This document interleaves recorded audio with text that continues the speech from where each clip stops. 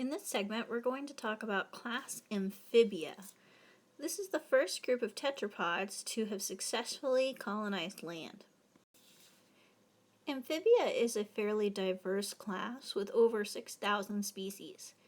These species are grouped into three categories: the Urodela, or salamanders, the Anura, which are frogs, and the Apoda, which are legless caecilians.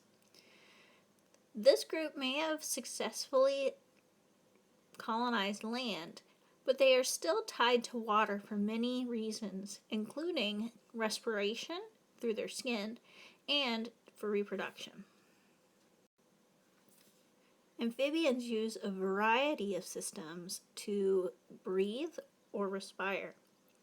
Many of the larva forms and some adults have gills that help them breathe in water.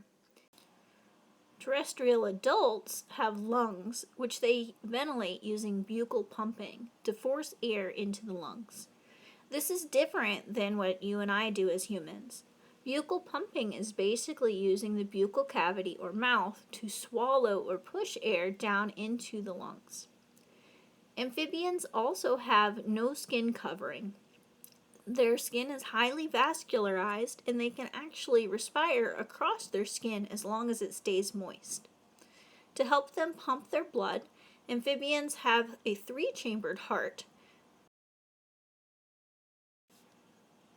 Previously, we've talked about different heart structure in our chordates. Fishes, which we discussed in previous lessons, have a 2-chambered heart, 1 atrium, 1 ventricle.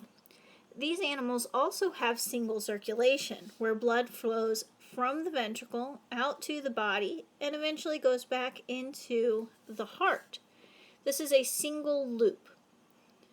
Okay? Amphibians are the first animals to have double circulation. This means that there will be 2 loops to the blood flow.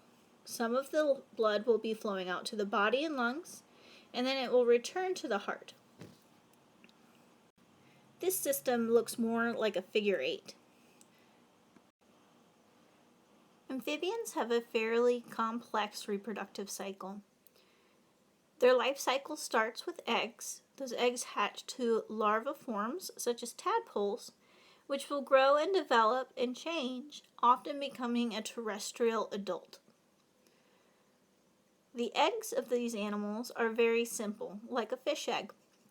The eggs are without a shell, consisting of a membrane on the outside, the embryo, and the yolk.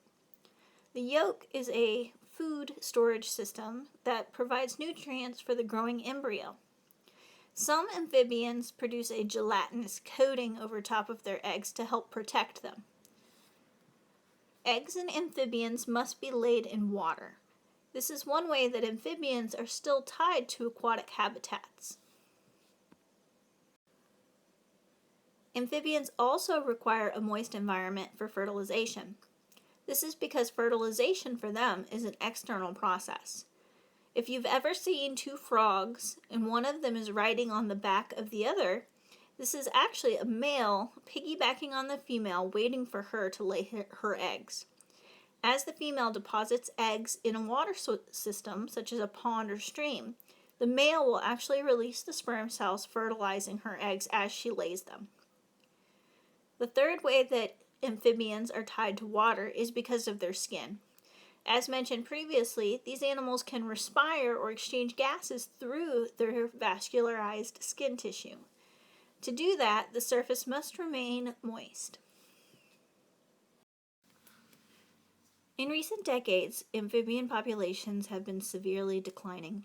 At least 9 amphibian species have become extinct in the past 40 years, and at least 100 others have not been observed and may be extinct. The causes of this are often human-related. For example, amphibians are very susceptible to pollution in the habitat, especially waterways. Because of their highly vascularized skin, these animals absorb toxins that are in the waterways where they are living. Amphibians are also very susceptible to climate change.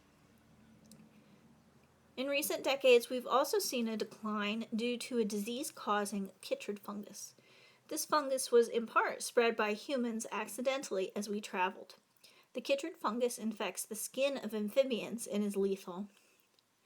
Amphibians are important to humans, not just as indicators of habitat health, but also for some of the compounds and toxins they can produce. Plants are the number one source of compounds and molecules that humans use for medicinal purposes. Amphibians are actually the second largest source of these compounds.